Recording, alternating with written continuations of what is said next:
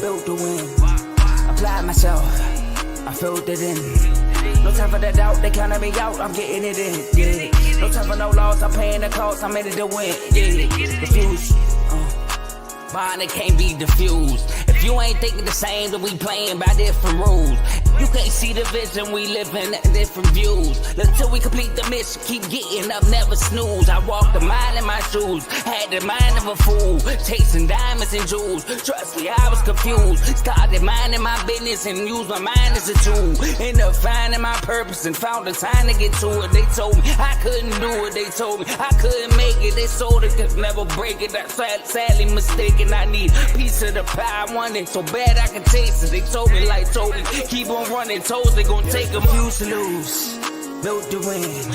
Applied myself, I filled it in. No time for the doubt, they counted me out, I'm getting it in, yeah. No time for no loss, I pay for the cost, I'm winning to win, yeah. Refuse to lose, I'm built to win. All right, what's going on, y'all? Happy Friday. It's Black Friday, also the day after Thanksgiving. Whoever celebrates, happy holidays to you. Hope y'all ate enough yesterday, filled your bellies up, got some workout in today. Didn't turn up too much, so you can tune into today's show. Of course, this is Dave's Doghouse, episode 44. We are on the way to 1,000 subscribers, so make sure you like, share, subscribe. I am live right now on YouTube, on my original YouTube page, the R2L YouTube page, and on Facebook. My name is Dave McFadden. That's how you can find me on Facebook. I'm excited about today's show. We just had the R2L show at 1 o'clock. So if you did not go see the last episode, make sure you go watch that today. I will be on another episode tomorrow night, 7 p.m. on the Miami Heat Zone. Me and my guy Joe from R2L will be on the debate against two LeBron fans, Jordan versus LeBron. That's pretty much the debate. You know how that's going to go. So make sure you tune in tomorrow night, 7 p.m. Eastern Standard Time. That's when we will go live on that. What up, Teddy? What's going on, my guy? Thank you for being the first to comment. It's going to be an exciting show today. We got some people coming out of the doghouse. We got some people we got some newcomers going into the doghouse, of course. We got some honorable mentions. We have a dishonorable mention as well.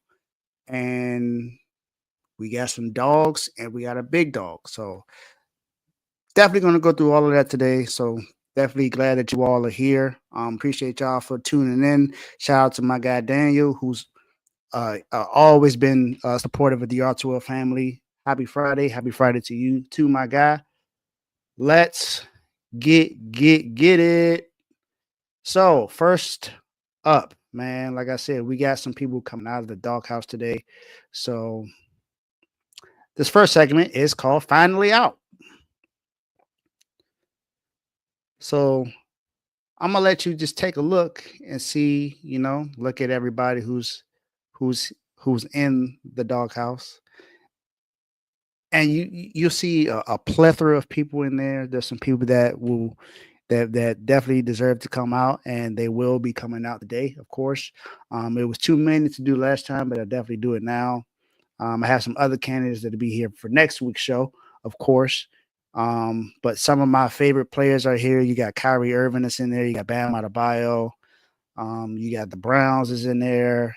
It's a lot of people is in there, But now we're going to just go ahead and start with the people that are coming out of the doghouse. And one may be shocking because, this team doesn't necessarily have a winning record, but I'm more so am looking at the development of his quarterback and the way his quarterback has been playing over the last few weeks.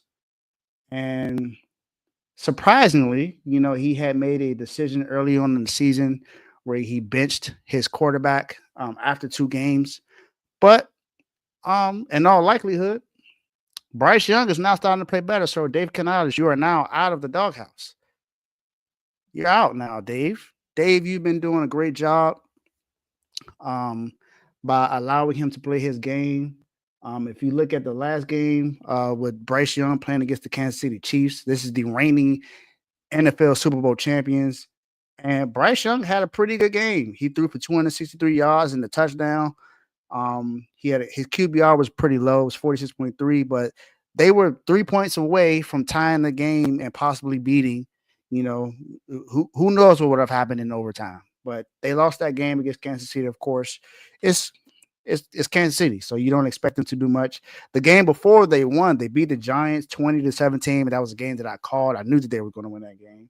And Bryce Young had, another pretty good game. He didn't throw an interception, so he's not turning the ball over.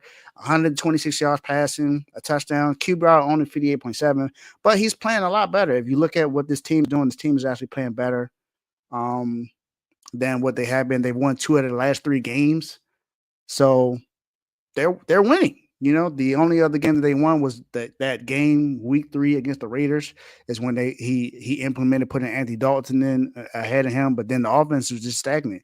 Then something tragically happened to Andy Dalton. He got into a car accident. His family definitely hope Andy Dalton's doing fine. But now Bryce Young is boom.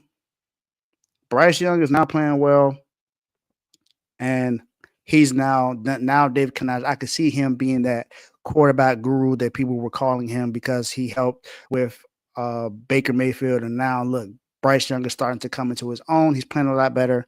And I'm going to say that Dave Canales deserves to be out of the doghouse now. So you out the doghouse now.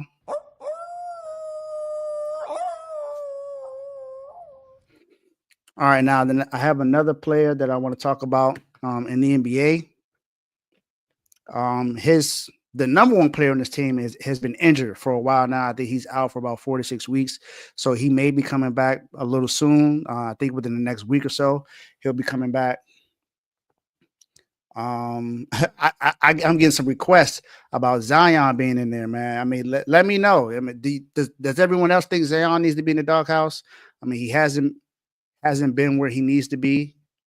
And, the team needs him. And he's not the only star that's out, but everyone else has been out, man. I mean, Joel Embiid, does he need to be in there? I mean, y'all let me know what other people y'all think needs to be in the doghouse, man. I'm definitely open to hearing it. And I'll definitely implemented it into the next one. Oh man, fat and sloppy. I mean, he lost weight, but it seemed like he gained it back. So I don't know, man. You're making a good case. Making a good case. That's Miami Heat zone, by the way. You will see me on that. You will see me there tomorrow night, 7 p.m. Eastern Standard Time. LeBron versus Jordan. Go debate. Make sure you tune in to Miami Heat Zone tomorrow at 7 p.m. Eastern Standard Time. Definitely can't wait to be on there.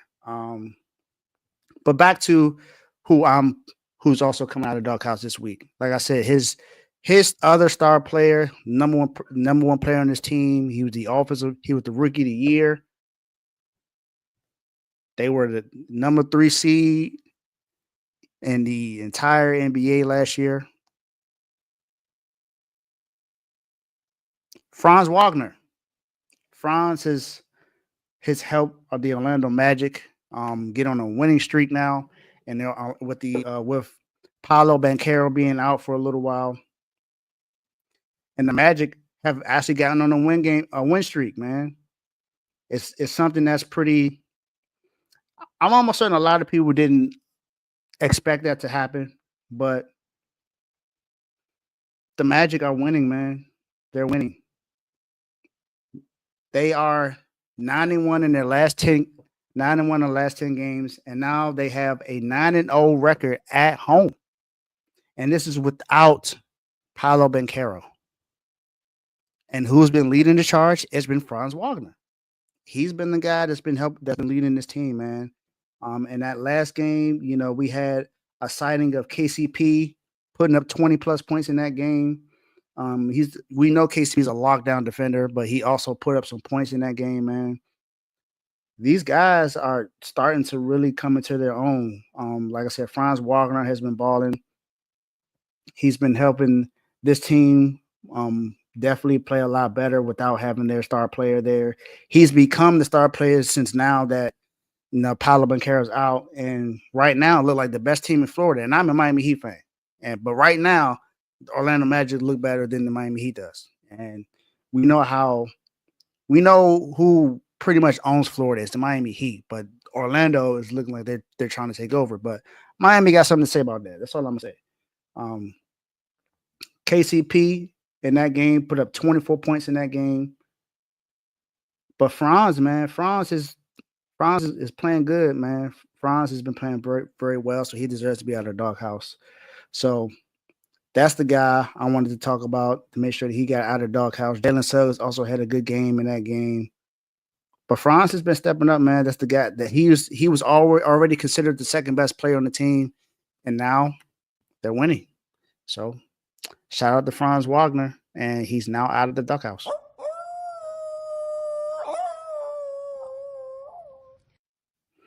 Next, I have another NBA team this time that's going to be coming out of the doghouse, and they just got put in the doghouse not too long ago.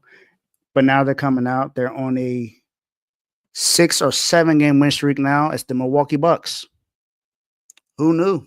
This team actually did not look well, and they are now on a 6 or 7 game win streak. They looked like one of the worst teams in the East for a while. They were very inconsistent. We had, rumors of Giannis possibly getting traded, or, Giannis was telling someone in the locker room, if you don't want to be here, you can go. So we had all of that stuff going on now, and now they're on a win streak. So it's only right that they get out of the doghouse. They're going on the win streak. You still got the questions about Doc Rivers, and now they got Darvin Ham back in Milwaukee. So you got that going with those two guys in there. Darvin Ham he got fired by the Lakers. He got let go. He got replaced by JJ Redick. Doc Rivers, who came in the middle of the season, replacing the guy who was 30-11. He had a winning record, and then everything went downhill after that. The defense wasn't good, but he was 30-11. So thought he should have kept the job, but nope, they got him out of there, brought in Doc Rivers, and then what happened? They lost in the first round. Yes, they had injuries, but they also lost in the first round. Dame didn't play up to par. He played good in like 2 games out of the series, and then that was it. That's pretty much it. There wasn't much else that the Bucks could do, and boom, got him up out of there. So shout out to the Bucks, 6 game win streak, and now out of the doghouse.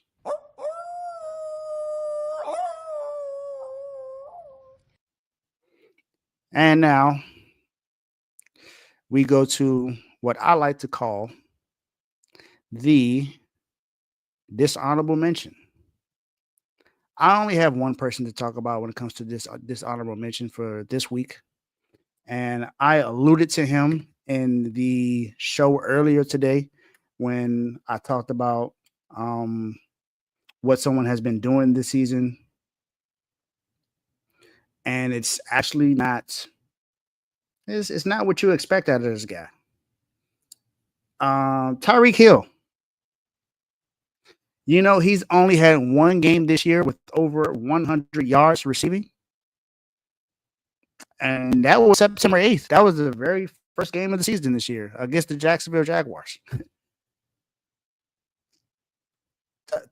Thanks, Marty, for tuning in. Appreciate you, my guy. Subscribe to the channel if you haven't already.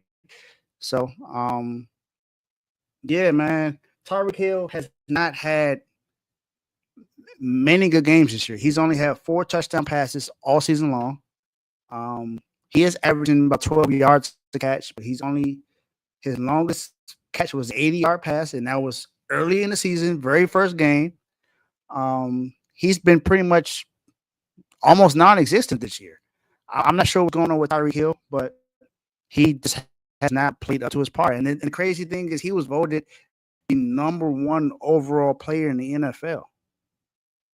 Over Patrick Mahomes, over Lamar Jackson, we can name over Justin Jefferson, over other guys in the league who definitely deserve to be in the spot. So, yes, Teddy, absolutely. In order for him to have a good show, he got to be arrested. That's what happened at first. He got arrested, then he just balled out that game, and he has been the same since, for real. Now, he got a touchdown in the last game, 6 catches for 83 yards, but that wasn't much. He had 5 catches for 48 yards against New England, 7 catches for 61 yards against Vegas, 3 catches for 16 yards against LA, and then Buffalo, 4 catches for 80 yards.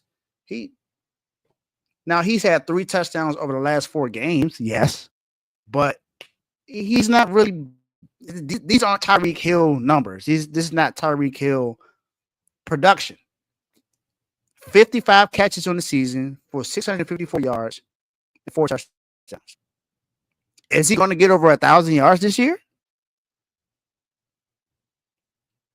They have what, 5 games left in the season, 6 games left in the season. Is he going to get over that?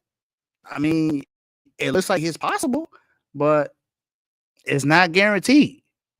Tyreek Hill would have had over 1,000 yards by now, close to 1,200 yards by now. He ain't even close to that. Not even remotely close. He would have to have at least, 200 yards a game for the rest of the season? Tyreek Hill, you a dishonorable mention this week, man. You definitely should have been in the doghouse, but, I had already made the cut. Couldn't make any new additions, so right now you're going to be a dishonorable mention. This just has not been a good year for you, Tyreek Hill, and that's why you're a dishonorable mention. And I'm not even going to give you a call. Just know that you're a dishonorable mention for this week. So let's just make sure you do better. Now, of course, this is the part of the show where we start to talk about the people who deserve to be in the doghouse now. There's a team who just had a situation happen last year with the quarterback. He's now gone. He's with another team now. And we thought that this year would be better. Went and got more weapons to surround their now rookie quarterback who they drafted number 1 overall. Drafted another wide receiver out of Washington, Rome Odunze. You went and got Keenan Allen for him. You went and signed DeAndre Swift. The defense is still there. You got Jalen Johnson. You got Tyreek Stevenson. You got some guys in that defense that'll help out. That's pretty good. But you are now a part of a 6-game losing streak. And it's the Chicago Bears. The Bears have been atrocious over the last, few years? And they made a decision today to fire their head coach, Matt Eberflus. Now, I believe that should have happened last year. Like I said, if you didn't watch the R2L Show earlier, please go look at it. We had a segment where we talked about him being fired and this organization. This organization, to me, has been very questionable. They're putting talent around here, yes, but they're not putting talent in the right places. You know where they needed the most help at was the offensive line. They didn't address it. Caleb Williams is on track to be sacked the most in the NFL and the most in a rookie season. He's on track for that. That does not bode well to give confidence to your rookie quarterback. Then, for the first time in over 100 years in your team's history, you fire a coach in the middle of the season. Season's not even over yet. You still have 5 games left on the season, and you fire him with 5 games left. Just let him play. Just let him go throughout the season. There's no point now to fire him now when you kept him this year. Y'all were 4-2, talking about giving him an extension, and then after a 3-game win streak, you went on a bye. Then you went to Washington, and you lost on a Hail Mary, which Tyreek Stevenson messed up on 2 back-to-back plays. He's the reason why they got that 13-yard completion that put them in position for that Hail Mary pass. And then in the Hail Mary, you saw him boasting around, talking trash to the fans, not really doing what he's supposed to do. He was supposed to box out Noah Brown. But he gave up a Hail Mary catch. And then the last 3 games you play again is against every team in your division. Green Bay, Minnesota, and Detroit. And what did you do? You lost every single game. And not only did you lose them games, you lost them games on boneheaded decisions. And the game against Minnesota, when Jordan Addison got that catch to go for a touchdown, Matt's answer to why he challenged the play is because it was an explosive play. Not because he thought that he might have stepped out of bounds, But just because an explosive play, it's unbelievable that it was explosive. There's no way that he got that clean and scored just because it was an explosive play. We've seen explosive plays throughout the entirety of the NFL's existence. I've never heard anyone say that they challenged the play just because it was an explosive play. And then yesterday, Thanksgiving game, national TV, everybody watching. With 26 seconds left, 3rd and 26, you have a timeout left. You, as the head coach, don't call a timeout when it's 3rd and 26. Instead, you try to get them to come into the play, and you let time run down to where you don't hike the ball until there's 7 seconds left on the clock, and the game ends on an incomplete pass. And you only needed about 10, 15 yards to get into field goal position, if that. So instead of calling a timeout and then getting yourselves into field goal position, and it possibly could have been 4th down, who knows? But you got another down to at least tie the game to go to overtime. But you don't do that. You lose the game instead, and now you're without a job. And then your explanation for what happened to yesterday's game was you liked it, even though you knew you had a timeout left. You liked the play. And you acknowledged that there was supposed to be a timeout call, but it didn't happen. So Bears made a mistake and keeping the job. And now they fired you midseason. But this is on the Bears. This is on the Bears. He should have never kept the job. They said that the issue was Justin Fields. Justin Fields was never the issue. The offense wasn't fit to what he does best, nor did they have an offensive line that could protect him. Same thing now, even though now they have a new offensive coordinator who's helping Caleb Williams out. And with the way he's been playing, if this OC was there the entire season, Caleb Williams projected will be on pace to throw for 28 touchdowns and 0 interceptions. And a QBR of 99. And that's just from what he's done the last few games with him being the offensive coordinator. But no, you guys waited until now to let him go. And this is what you're dealing with now. So, Chicago Bears, you're the first to get the call. Enjoy the puppy chow. However much you can get. Because there's other people in there. If you didn't see the dog, if you didn't see it before, you should be able to see it now. But welcome to the doghouse, Chicago Bears. My guy, you in the doghouse. Very next team, also in the NFL. It's crazy that these two teams are right beside each other because these two teams had the same fate when they faced each other. And I just talked about what happened in that game. This was a request, by the way. So it's not that I chose this. This was also a request from a fan of this team. And I know some people are going to like this, but let's just go ahead and bring them out. Washington Commanders. They were on a roll this year, 7-2, leading the NFC East. We had some people saying that they were the best offense since 2000, Super Bowl expectations, rookie of the year. He got it. He ain't even got to worry about it. He got it. Well, Commanders now on a 3-game losing streak. And it's possible they could be on 4 if they don't take care of business this Sunday against the Tennessee Titans. What's going on in Washington? We had all this promise going on. You had Adam Peters come over from San Francisco. He started, making a lot of moves this year and didn't even spend a lot of money. When they got Bobby Wagner, got Dan Quinn as his head coach, Joe Witt Jr. as his defensive coordinator, drafted Jaden Daniels, went and got Austin Eckler,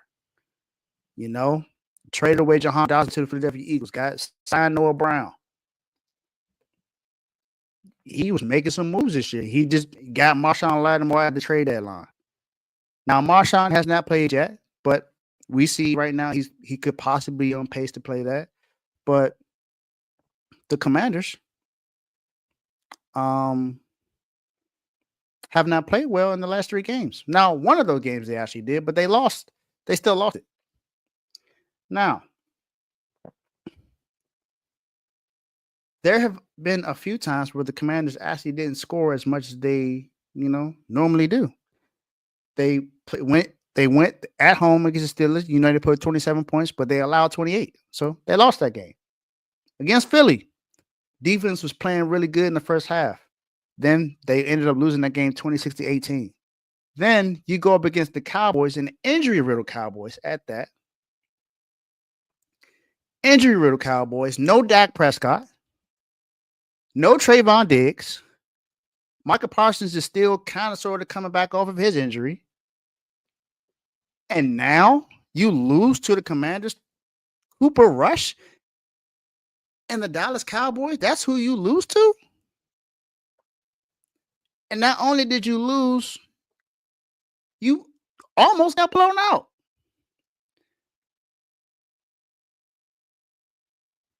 Now, you are in position to get back to where you need to be. All you have to do is take care of business this Sunday. You take care of business this Sunday, you got a bye week, then you got to play the Saints. You right back in there. Right now, you're the 7th seed in the playoffs. You're right there on the edge. Right there on the edge. But are you going to take care of business? That's the thing. Can I trust the Commanders to go and take care of business against the Tennessee Titans this Sunday? I don't know. Who am I going to see? What team am I going to see? Am I going to see the team that was there when they were 7-2, or am I going to see the team that just lost their last 3? Is Terry McLaurin going to be involved? That's another thing. Terry McLaurin was not that involved in the last game. You want to know how many targets Terry McLaurin had the last game? Well, he had 5 catches for 102 yards, but he only had like 1 or 2 targets in the first half. That's your star player. That's your best weapon on offense other than Jaden Daniels. If he's not involved, you're almost guaranteed to lose. Against the Eagles, another game. How many catches did Terry McLaurin have in that game? 1 for 10 yards. That's it. You didn't get him involved in the game. And I get it. Look, I'm hearing this term, Quinion Mobay, talking about Quinion Mitchell. We know how he's good. He's played this year as a rookie. He might even be defensive rookie of the year. Who knows who it may go to this year? But he's been playing really good. But there were times where he had opportunities and he just didn't get the ball. What's going to happen? This defense has played well at times, but we know how bad they can also get. St. Juice gives up a lot of plays.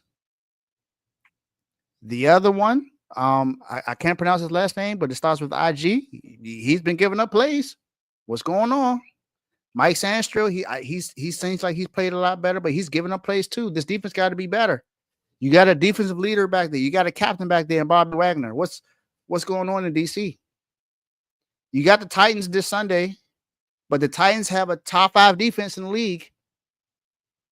This offense has not looked good when they go against really good defenses. When you went up against the Steelers, you had 27 points, so that's the best game you had against a really good defense. Then you go up against the Eagles. You only put up 18 points.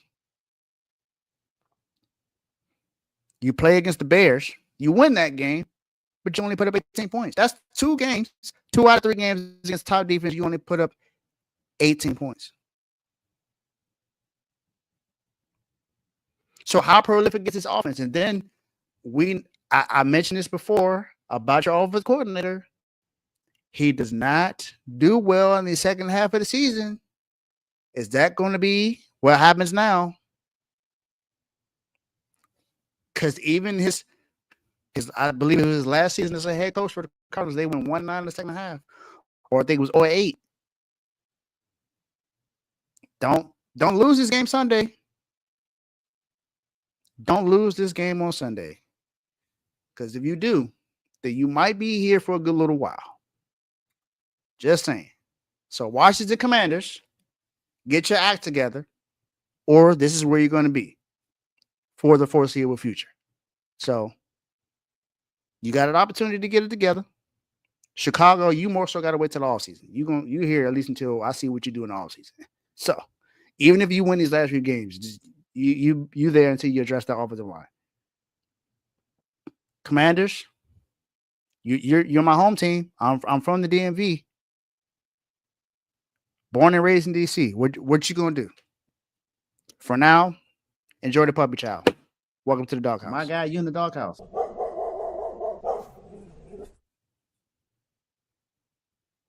Now,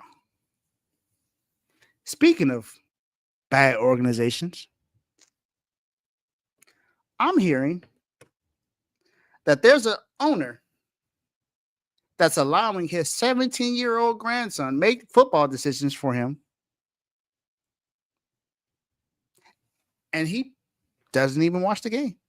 Doesn't know much about football. You went and signed a quarterback who, everyone thought was going to be a savior. You got him his weapons that he asked for. Gave him his offensive coordinator he asked for. Fired the head coach. Then fired the offensive coordinator.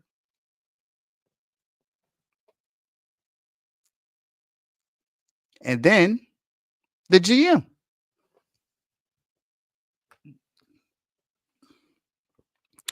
Woody Johnson. What's going on in New York, man? What's going on with the Jets, man? You gotta tell me what's up, because I don't think I understand. I don't think I agree with your decisions that you're making right now. I can't really say that I do, because it doesn't seem like you're doing anything with brains right now. I'm not sure if you are really taking into account of the things that you're supposed to be doing for your franchise.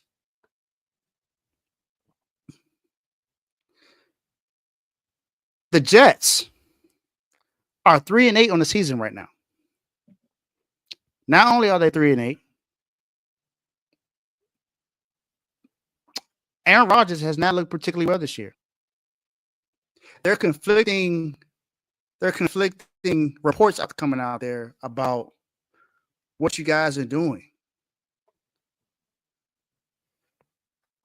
And shout out to my guy, Teddy. My man. I appreciate you. I appreciate you, my guy. Hold up. We got a super chat from my guy, Teddy. Appreciate you. Shout out to BWT Baseball with Teddy. Make sure you tune into that. Shout out to Dave Doghouse. Go get some pedigree for the next segment. I don't know what brand I got right now, man. I got the puppy child, but I don't know what they deserve. I don't know if they're gonna get the wilderness. I don't know if they're gonna get some dog treats. Right now, it's just puppy child. They're getting scrapped. They might be adults, but they acting like kids. They acting like puppies. So you act like a puppy, you get puppy child. You act like a big dog, you get to eat what big dogs eat. Until then, this is what they gonna get. So, but Woody, man, what's up with the Jets? Y'all made a lot of moves that have not made sense. Draft picks have not necessarily worked out for you, other than Sauce Gardner, but he's looked questionable this year. They said that he was a top 5 corner, but we don't really know. Is he a top 5 corner? Has he played like that this year? I don't think so. He's given up multiple plays. He's had holding flags called on him. He's looked very questionable this year. The Jets overall has looked questionable. We don't even know what they are going to look like in the next month or so. We don't know how they're going to look in the offseason, because they're not going to the playoffs. I think that's clear. They're not going to the playoffs. It's not happening. You're 3-8 on the season. You got the Seahawks this Sunday. You got the Dolphins, the Jaguars, the Rams, the Bills, and the Dolphins again. So I don't see any scenario to where you get into the playoffs. I just don't. You have to win out. It's not happening. It's not happening. The Jets right now just don't look good. Aaron Rodgers has thrown for only 2,400 yards passing so far this year with 6 games left.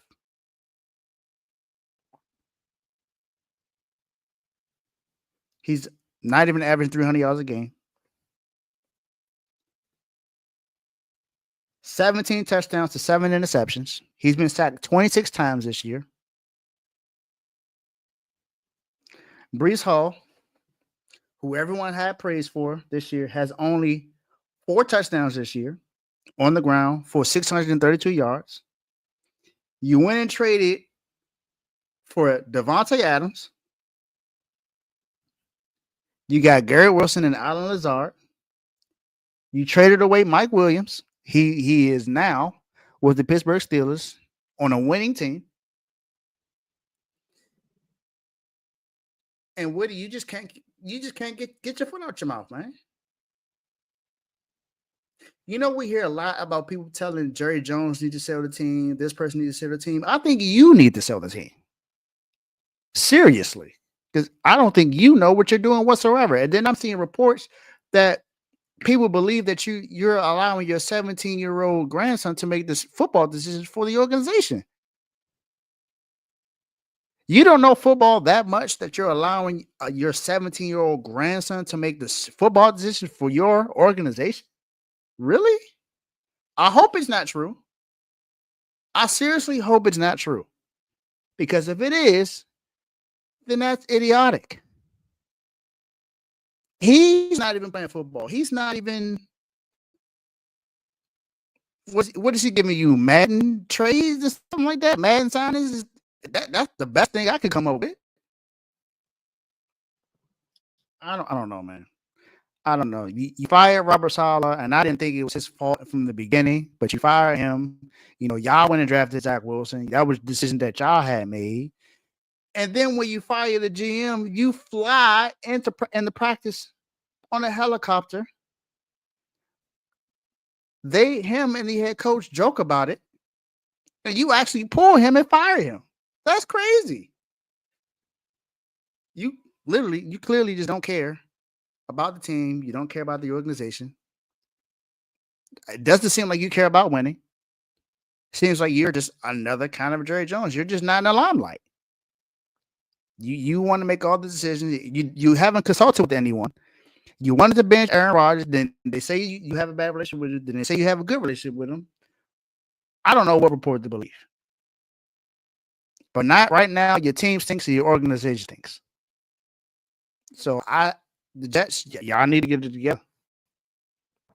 Get it together, or this is what you're going to see. This is what you're going to have to deal with for a good little while now. So I don't know what to do to save you. But New York Jets, welcome to the doghouse. My guy, you in the doghouse.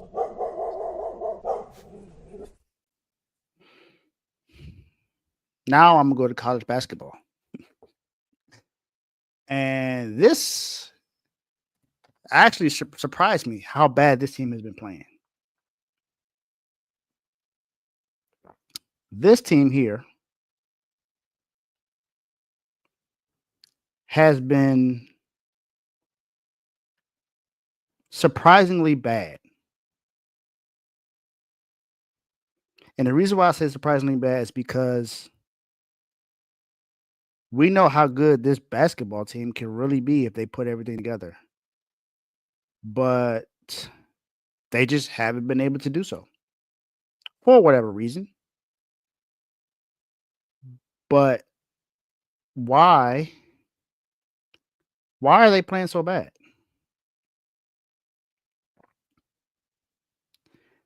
And they're actually the defending champions, the UConn Huskies. What's going on in UConn? You just won back-to-back championships. You also just got a brand new contract, Dan Hurley. So even with the brand new contract, the team is not playing well. And with the team not playing well, the team is on a 3-game losing streak. You lost to Memphis, you lost to Colorado, and then you just had a double-digit loss to Dayton. You were the number 2 team in the country. And this is what's happening right now. Doesn't seem like you guys deserve to be number 2 in the country, even though you were the defending champions. Against Dayton, you lost 85-67. This is in the Maui Invitational.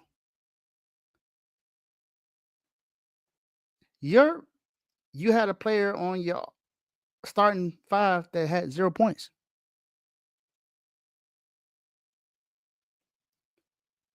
Dayton had a player on the bench that outscored your entire bench by himself. UConn, what's up, man?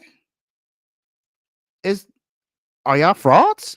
Is that what I'm seeing? Do I see frauds right now? That's what it looks like to me. Can't be the defending champions. You come and lose 3 straight in the Maui Invitational, 2 and against 3 unranked teams at that. You look good at first because you started off high. You beat Sacred Heart, you beat New Hampshire, you beat Lemoyne, then you beat East Texas A&M. You blown all of them out. But then you go and get to play someone that's a little bit competitive, and you start to lose. You lost in the final seconds in overtime to Memphis. You lost in the final seconds to Colorado. Then you get blown out by Dayton. You got Maryland Eastern Shore coming up tomorrow at 7 p.m. I think you should handle business there because that's Maryland Eastern Shore. But what you gonna do in these next few games? And just you got Baylor coming up, you got Texas, you got Gonzaga, you got Xavier and Butler. Y'all gonna play better, or this is where you gonna be at? You tell me. All I know is you in the doghouse. My guy, you in the doghouse.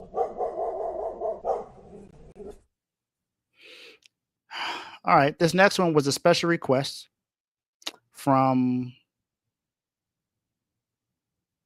one of the hosts of In the Red Corner.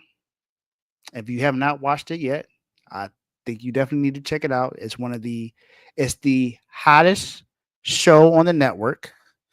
They're very close to being monetized.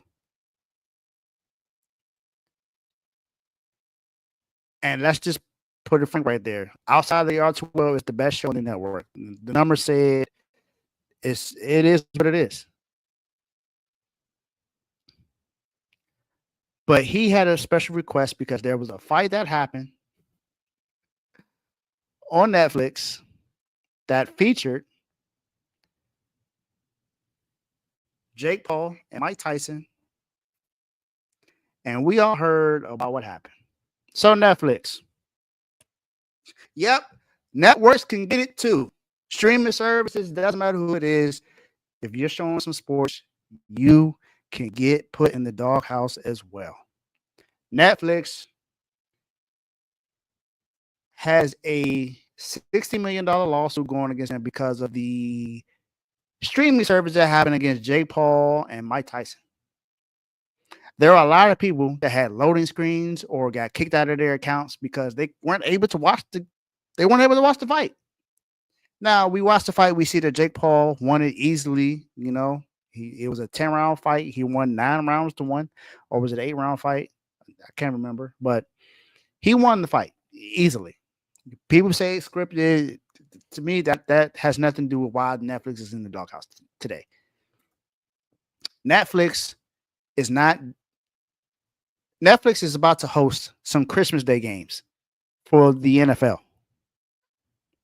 So there's not a lot of people that are anxious to watch the NFL on Netflix right now because they saw what just happened in the Mike Tyson and Jake Paul fight.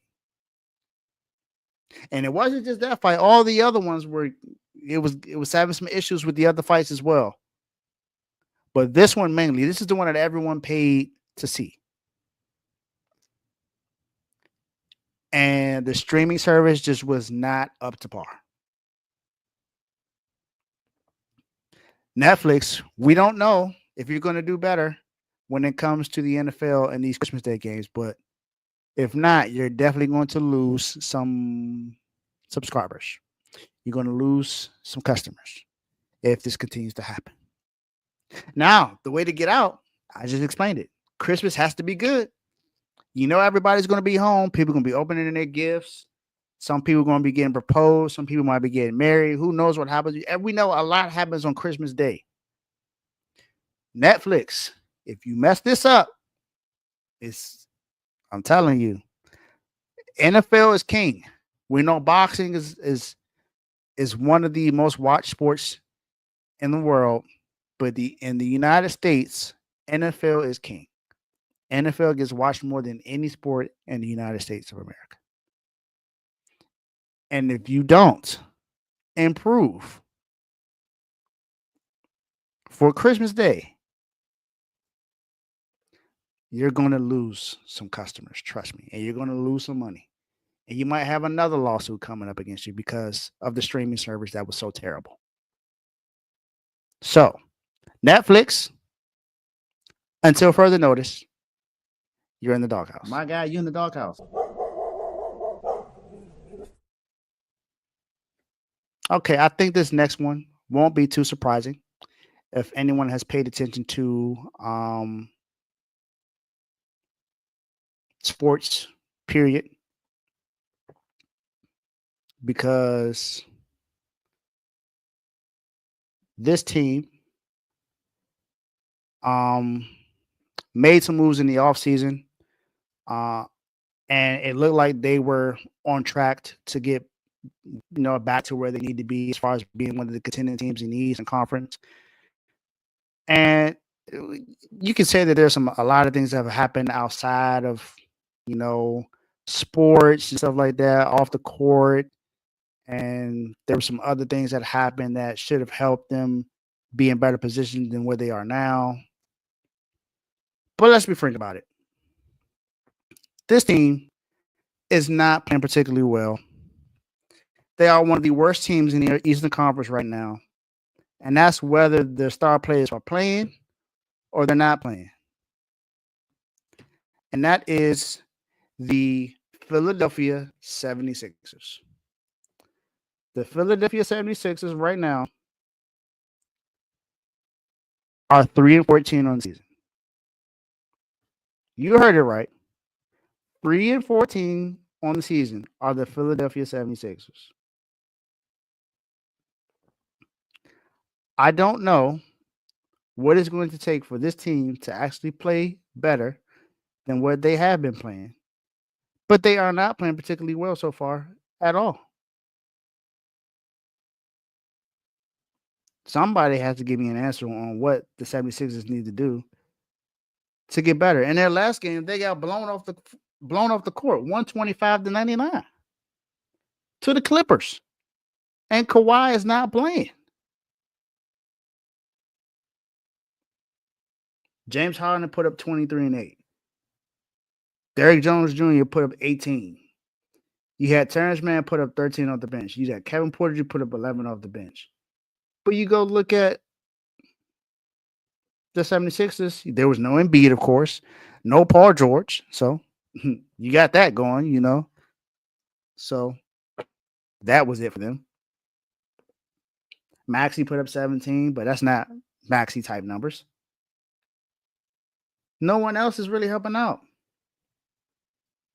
Now, the last game that they won was against the Nets, but this month alone, they've lost 1, 2, 3, 4, 5, 6, 7, 8, 9, 10, 11. 11 games this year. In this month, in November, they've lost 11 games in November with only 2 wins. 2-11 in November alone. And 3-14 on the season. They just lost another game Wednesday night in overtime to the Houston Rockets. 76ers are just not playing well. And that comes with a lot of things. And this is not even just about they're playing. It's about what's going on in the locker room. You got Joel Embiid being called out for his leadership. Tyrese Maxey, who's just coming into his leadership, is the one calling him out.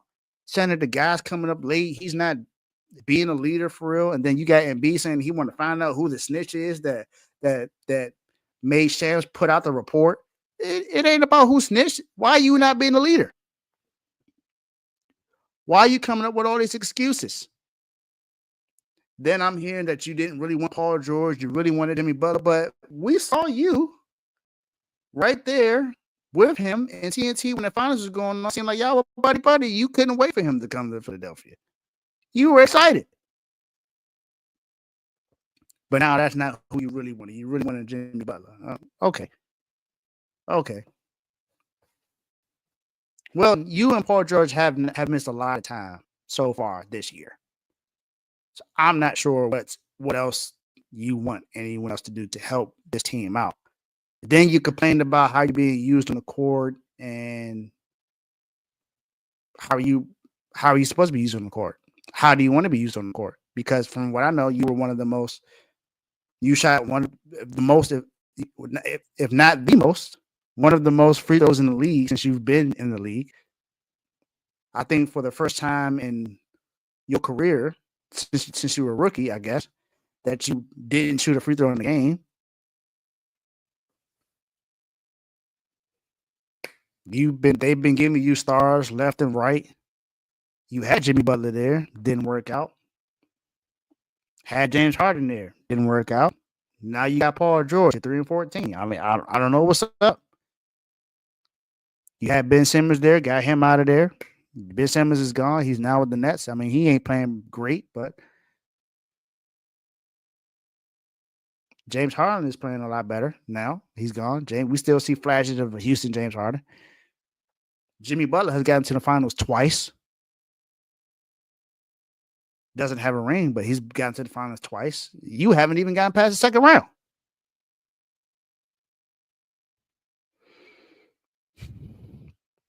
Somebody tell me what's up with the 76ers. Somebody let me know if they think they're gonna get out of the doghouse. What do y'all think the requirements need to be for them to get out of the doghouse? I don't know. I think they need to at least get the 500. At least get the 500.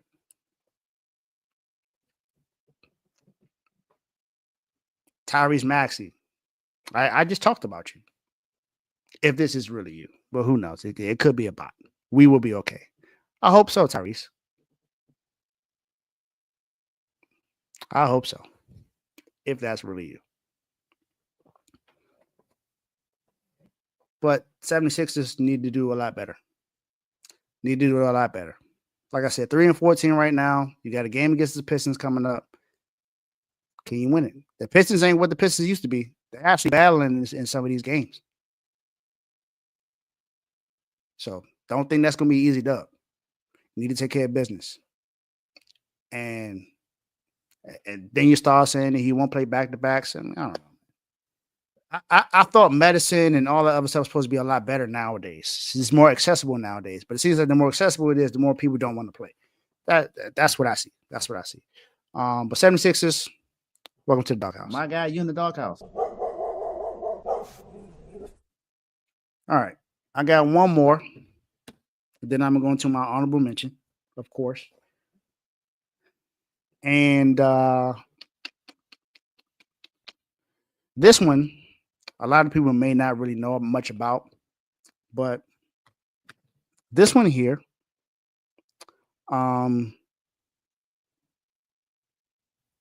if you guys don't know who Baker Mayfield is, I think you might need to kind of learn who he is. Baker Mayfield is the quarterback for the Tampa Bay Buccaneers. You know, he was drafted by the Cleveland Browns some seasons ago, of course. He's bounced around the league a little bit. He played for the Carolina Panthers for a little while. Like I said, he's now with the Buccaneers. He got them to the playoffs last year. And early on the season, they looked really good. You can kind of sort of put him in the MVP conversations, and then some injuries happened with Mike Evans and Chris Godwin, Rashad White. You had some things happen. This is not about what he's done on the football field. And this is not even me putting him in the doghouse. This here is about his father and brother's investment group, Camwood Capital Management Group.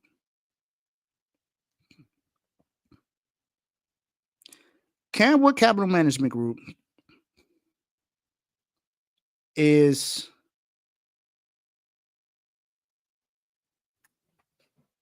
the investment group for his father and his brother. This lawsuit was filed in the U.S. District Court in Texas on November 22nd. His father, James Mayfield, and his brother, Matt Mayfield, is listed as the managing director and founder, senior managing director of Camwood Capital on there.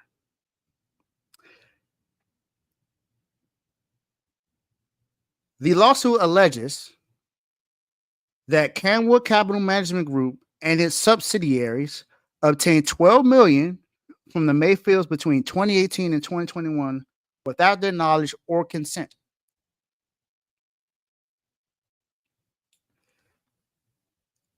According to the lawsuit, between 2018 and 2021, substantial sums of money belonging to Baker and Emily Mayfield were transferred from their personal accounts and TBRM accounts, primarily to Texas Contracting Manufacturing Group, TCMG for short, one of its subsidiaries. So, in short, Baker Mayfield's father and brother are stealing money from him and his wife. Why? You know, there's some people have this saying where they say money is the root of all evil. That is not true. It is the love of money. And you know what money does? Money just exposes who people really are. Money is not evil. It's just an object. It just exposes who people really are. Some people do great things with money. Some people do horrible things with money. Some people show great character. Some people are a-holes. Let's just be frank about it. Money just exposes who they really are. It just puts a forefront on who this person actually is. So, Camwood Capital Group, you're in the doghouse because you're stealing money from your son and your brother. What's the point? Why not just talk to them? Ask them for it. Why are you taking money without them knowing this? And you did it for 5 straight years, 2018, 2019, 4 straight. 4 straight years from 2018 to 2021. And it's $12 million at that. That's a lot of money. You thought that was just going to stay through because he makes millions? No. People have accountants for that. Financial advisors to where they look at stuff to see where the money is going. And I guess you assumed that it wasn't going to happen because it's your son. But if someone's taking money out my accounts, I want to know who's doing it. So I'm going to figure it out. And you're stealing money from your own family. They say family will be the last to support you, but strangers will support you more. And family are the ones that normally do the worst to you. Whether it's true or not, we don't know if it's true for everybody, but we've seen it on many occasions where it's happened. Football players, athletes are always known to not have a lot of money in the first place when they retire. And you're now making it a lot worse. So there's no reason for me not to put you in the doghouse. And that's why you're here. And that's why you're going to stay here, because until something proves that you're not stealing money from him, this is where you're going to be. So, welcome to the Doghouse, Camwood Capital Group. And yet, look, you got a streaming service and our financial service in the Doghouse because they're messing with somebody. They both of these mess with someone's money. So there you go. So Camwood Capital Group, James Mayfield and Matt Mayfield. You too as well. This is mainly about you two. You're in the Doghouse. My guy, you in the Doghouse. Now I'm gonna go to my, you know, now it's the honorable mention. Honorable mention for this week is college basketball player Jeremiah Fears. Jeremiah Fears has played well over these last few games for his team. In the last 3 games for Oklahoma, Jeremiah Fears has scored 26 points, 5 rebounds, 5 assists, 20 points, 4 rebounds, 7 assists, 20 points, 4 rebounds, 5 assists against Arizona Providence and Texas A&M. Texas A&M Commerce. That boy balling, man. He's a really good player. I'm definitely going to be talking about his team later on in this because he's led his team to be undefeated, and they are playing phenomenal right now. And he is one of the biggest reasons why that is happening. So he is my honorable mention for the week, and he'll get a doghouse cry. Honorable mention, Jeremiah Fears. There you go. Now, let's get into the dogs. Because we have some dogs to talk about for the last part of the show.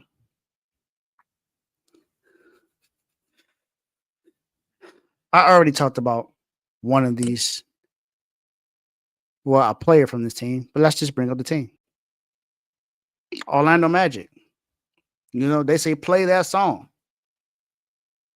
I'm not going to sing it because I'm not a Magic fan, but you know what that song is if you're a Magic fan or if you're a fan of basketball. You know what that song is.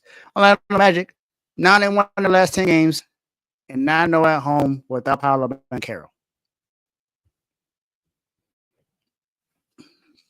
This team has been playing very well without their star player. And the Magic are 12-7 on the season right now. They have won 5 of their last 6 games. The only loss was against the Clippers, but they beat the Suns in that stretch, the Lakers, the Pistons, the Hornets, and the Bulls. They play the Magic tonight, 7:30 on the NBA Cup, and the Magic are just playing really good. They're playing very well right now. It seems like they're going to be right back on track to being one of the top teams in the East again this season. They're playing very consistent. Without their star player, Jalen Suggs has stepped up. KCP has stepped up. These guys are looking to make another run this year in the Eastern Conference. They did not do much when they got to playoffs, but they did go to games. They did go 7 games with the Cleveland Cavaliers, losing it in 7. But that team played well. They played like they belong there. They knew, and now with a team with a little bit more playoff experience, they have a 2-time champion now on the team with KCP. He won a championship with the Nuggets and with the Lakers. So you got that guy there. He brings a champion. He brings some kind of championship culture there. He's, leadership he also brings there. So you got that going with the Orlando Magic. You have a devastating injury with Paolo Banchero being out 4 to 6 weeks. So now you have this guy coming there, and it looks like it's going to be something to really help these guys out. So you got that going for you. And like I said, the Magic are just they're playing really well right now, man. If you look at the standings, they're one of the best teams in the East. They are 3rd in the East right now.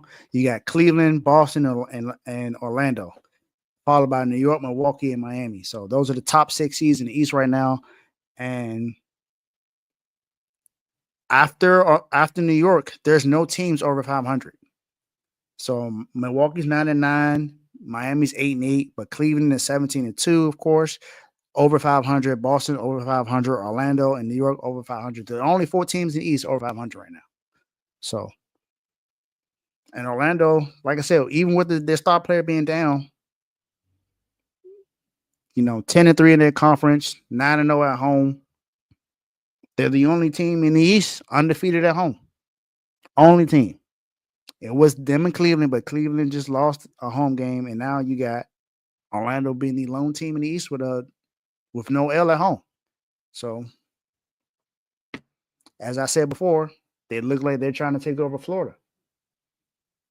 Miami Heat may have something to say about that, but Miami Heat couldn't say anything last year.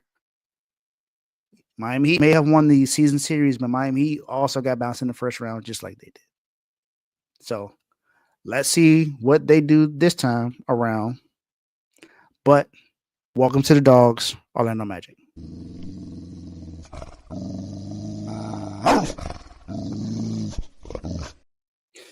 This next guy is a familiar face amongst the Dogs. Saquon Barkley. He had another spectacular game. There's no reason. I don't know how to not put him in the dog if he has another crazy game. It might be just his. It might just be him to lose. I don't know. He's been a dog almost every single week. Almost every single week he's been a dog.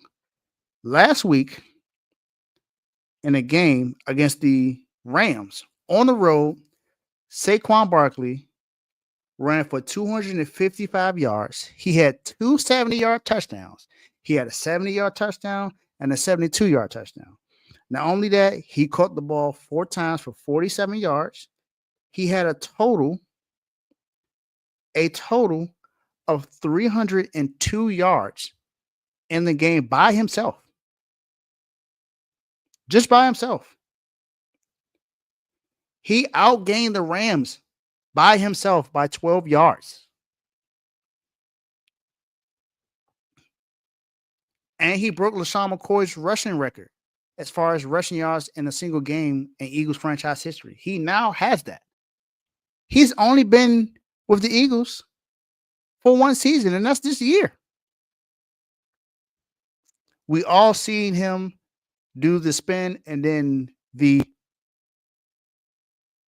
backwards leap over somebody's head. He's solidifying himself as the best running back in the league right now. I know last year people were saying Christian McCaffrey. I was one of those guys. I'm a Niners fan. I still feel like Christian McCaffrey is still one of the best in the league. But Christian McCaffrey has been injured this year.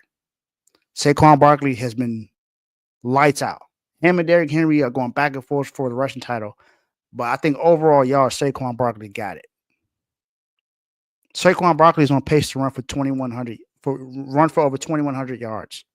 That will break the NFL record for rushing yards in the season. The last time we had somebody run over 2,000 yards was 2019. That's the last time we had that. And it looks like he's about to do that plus more. So if he breaks the record, they say this is normally a quarterback award, but if he breaks that record, I think he needs to be MVP, especially if the Eagles end up with a great record. They're 13-4, 14-3. I think he needs to be in the conversation for MVP. He's definitely in it now. But a lot of people are saying it's Josh Allen because it's pretty much a quarterback award. So if he runs for over 2,100 yards, I think it needs to go to him. So welcome back again, Saquon. You're a dog again.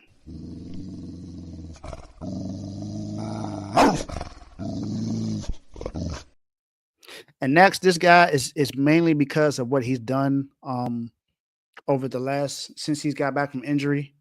And that's Tua Tagovailoa. Tua, since he's got back from injury, has thrown for 13 touchdowns and 1 interception.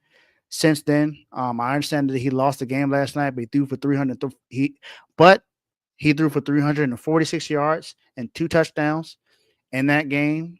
in the cold. Another game that he lost, I believe he's 0-9 right now in the cold. I think it's under 30 something degrees. But Tua just he's playing well. There are a lot of people saying that he should be he should have retired because of the concussions that continue to go on. I was one of them, and I still stand behind. I still stand behind it because you don't know what's going to happen if he hits his head.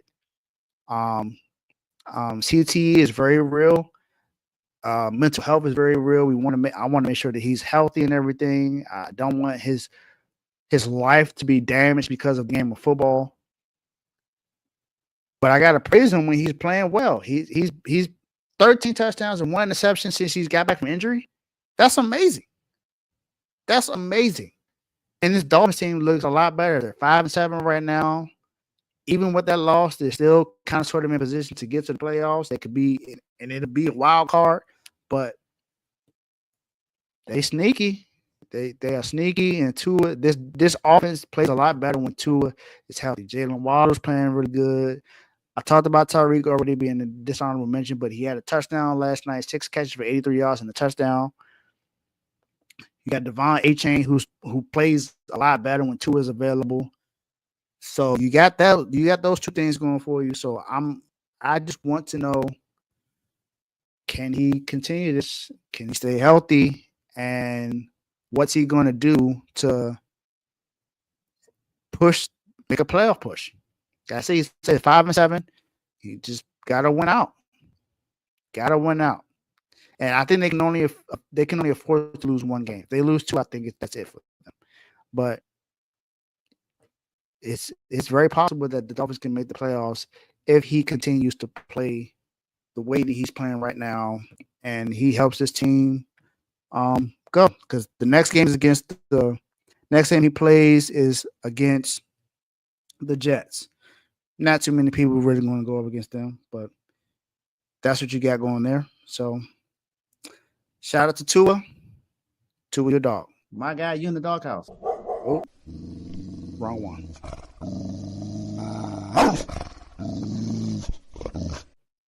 So, Tua, balling, man. Like I said, I like to see what you're doing. You are playing very, very well. This team here is actually unranked. Unranked in college basketball, but undefeated. And I talked about one of their players as my honorable mention, Jeremiah Fears. Now it's time to talk about the actual team. Oklahoma University basketball team. They are 6-0 in the season right now. They just beat number 24, Arizona, yesterday on Thanksgiving. They beat Providence. They haven't, as competition goes on, you're going to see them a lot more. But they're 6-0 right now. 6-0. They look really good. The coaching seems really good. New head coaching and everything, the way everything's going on with Oklahoma. Like I said, they being led by Jeremiah Fears in that last game. I told you what he had. He had 26 points in the game, 26, 5-5.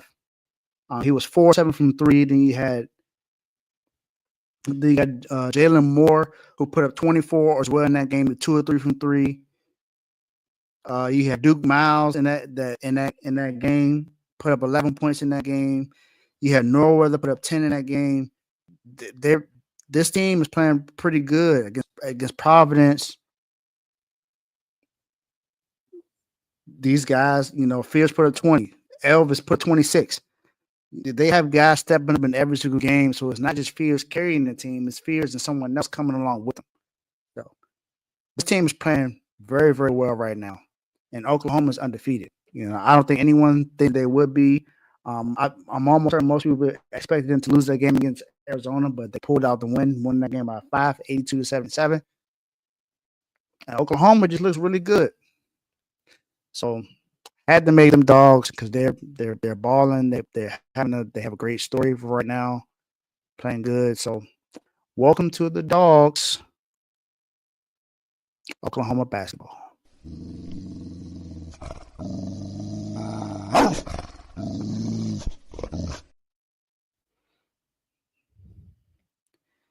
Last time I talked about a streaming service on here.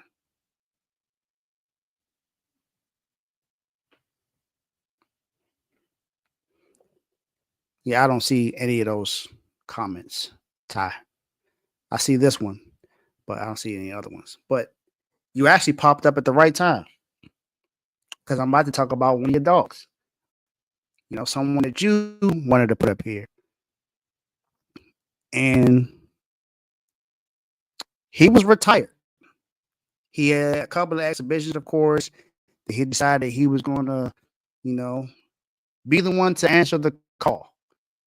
And now you got all of us messaging people like Deontay Wilder to finally answer the call. And in this notion that Jake Paul is the face of boxing. But you know, even with the loss, Iron Mike Tyson, who was 51 years old, went against someone less than 2 times his age. Well, who he's 2 times older than. Lasted 8 rounds with Jake Paul, who's much younger than he is, who's in better shape than he is. He's bigger than Mike Tyson at this point in his life. He's more agile. And Mike, with the knee brace on, who almost died in July, he had 5 blood transfusions and still showed up to a fight. Oh, I'm sorry, 58 years old. He's almost 60. So someone who's almost 60 years old was able to last in the ring with Jake Paul. And he's known as a YouTube influencer, but he's been boxing and he's now calling himself the face of boxing. He's called out Canelo multiple times. And he hasn't fought anyone that's good in boxing right now. But Mike is doing Mike lasted 8 rounds with Jake Paul. 58-year-old Mike Tyson. We're not talking about Mike in his prime. We're talking about 58-year-old Mike Tyson. Lasted this long in this. So, shout out to Mike Tyson. And he's doing a great job. So, he did a great job in that fight, lasting that long against Jake Paul. So, shout out to Iron Mike. And welcome to the dogs, Mike Tyson.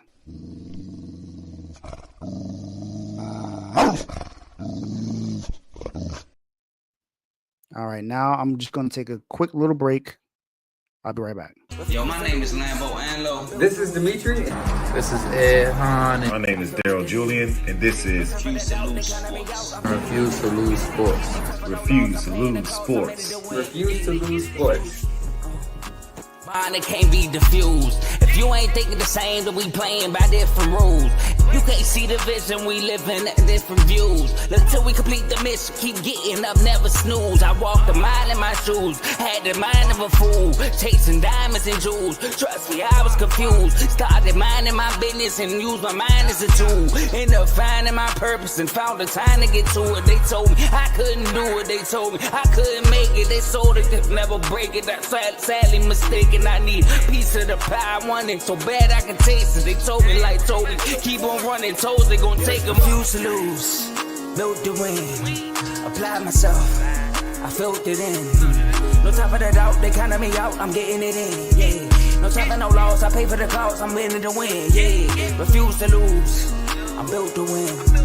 Apply myself, I felt it in. No time for the doubt, they counted me out, I'm getting it in, yeah.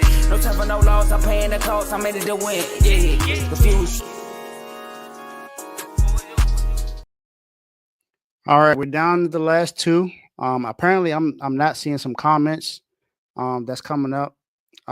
Just go to my normal YouTube page and put them up. I can't see everything right now. Um, I'm guessing this some destinations just not giving me any comments, I guess.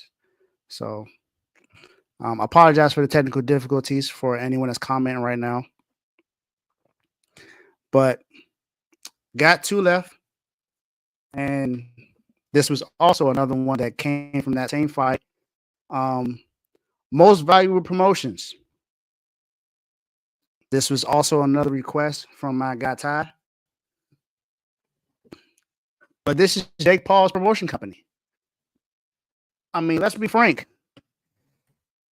60 million was made from that fight.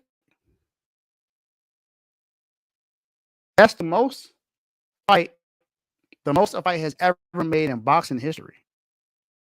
From what I know. And Jake Paul just an influencer. People are literally paying to see him lose. But he's making money either way. There's some things coming out there that's saying that there's stuff in his contract that's saying that you can't beat him, you can't knock him out, or he gets to sue you. I don't know what any of this is. But it set records in streaming the fight and broke a record in attendance in the United States. He is not a professional boxer.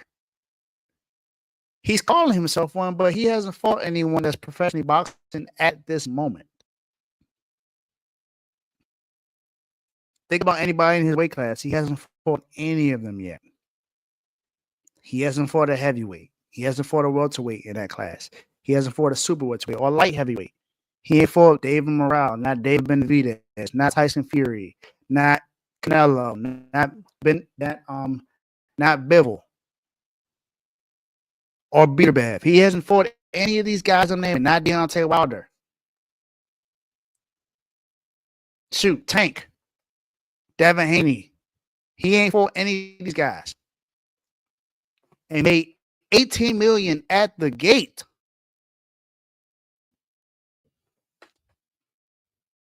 How could I not put most valuable promotions in as a dog? It's almost crazy that I can't do that. So I had to. And it made sense when Ty hit me up and said that he wanted to make sure that he does that. So, for all of you guys that tuned in, definitely appreciate you guys that's been here.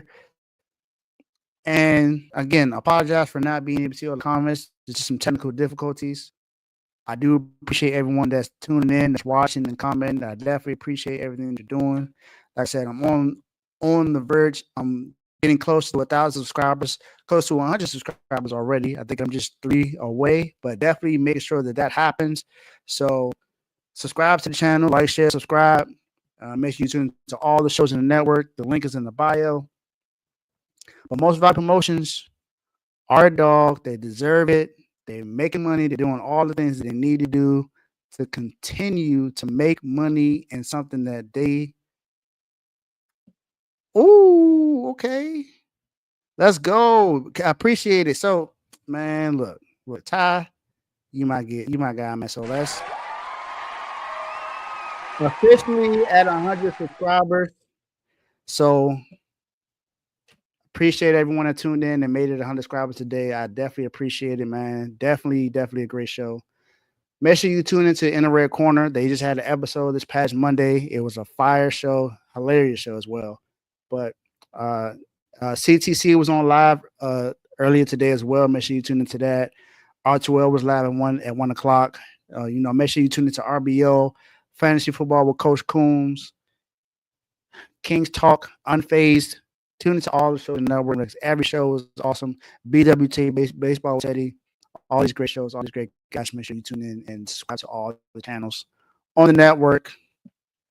Thank you, Ty. Thank you for everyone to subscribe today. I appreciate everything. Definitely a milestone that I'm happy about. So definitely great. But shout out to Most Valuable Promotions and welcome to the Dogs Most Valuable Promotions.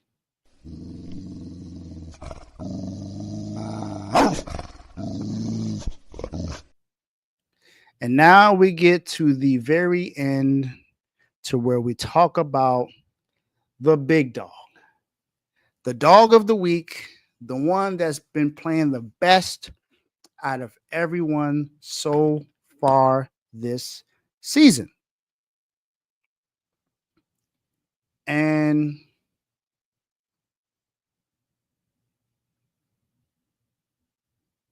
this guy plays for Rutgers. And out of Rutgers, he's clearly the best guy. He actually, to me, looks like he's going to be like the best freshman this year. I know we got Cooper Flag, and like I said, that's Cooper Flag is my guy, but he has not paid the best out of all freshmen this year so far. The kid that I believe has played the best so far plays for Rutgers, and his name is Dylan Turner. I think he's played the best out of everyone else. Dylan Harper. He is not right now on a season averaging 24.6 points per game, almost 5 assists, shooting 55% from the field. As a freshman, guard out of Franklin Lakes, New Jersey. Crazy thing is, I actually live in New Jersey now, so shout out to you, Mr. Harper. But in the last few games, he's put up 30-plus points.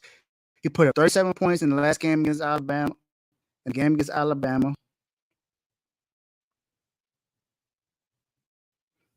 His game is smooth. He looks like the most ready freshman right now. Not saying that Cooper Flag doesn't look like the way or any of the other freshmen, but Harper has been balling this year. He's been playing really, really, really well. Out of the last few games against Notre Dame, that was another good game he had. He put 36 points in that game, so that's already 73 points within just 2 games that he scored. Against Kennesaw State in a game that his team has lost, unfortunately, put 21 points in that game. He has been, to me, like I said, the best freshman in the year in the league so far, which is why he's up there.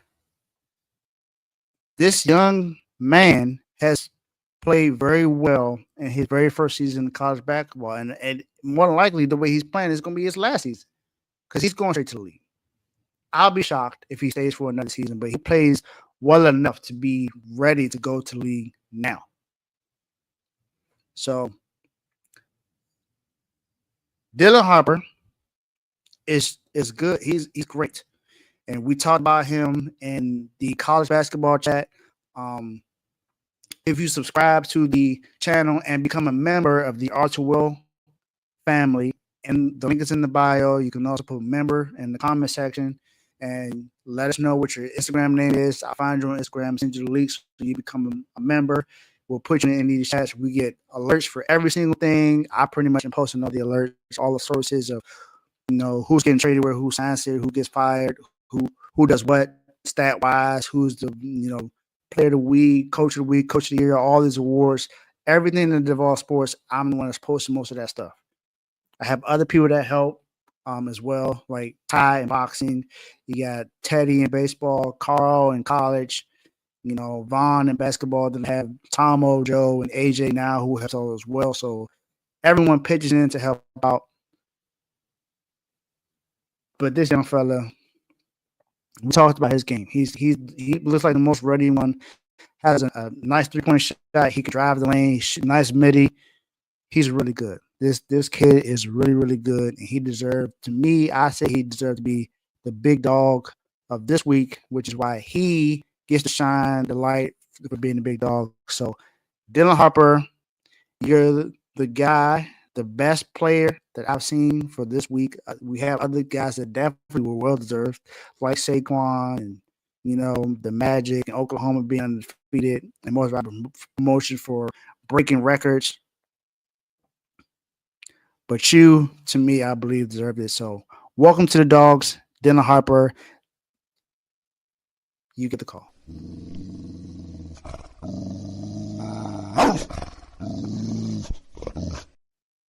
All right, and that is it for today's show. Thank you all for tuning in. See you guys next week.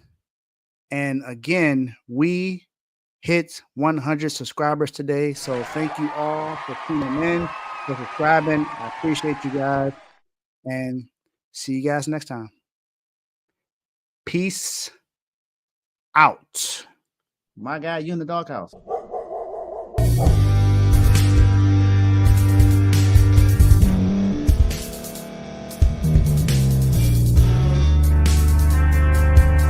Thank you for staying to the end. If you're watching this on YouTube, please like this video, subscribe, and also hit that notification button so you can be notified next time we put out a video. If you're listening on any podcast platform, subscribe and hit that notification button, y'all, so you can be notified we put out another podcast audio. And last but not least, hit that share button. No matter what you're listening to or watching it, hit that share button and send it to somebody that you know that would love to watch this episode you just listened to. So once again, thank you for staying to the end, and we'll see y'all in the next episode.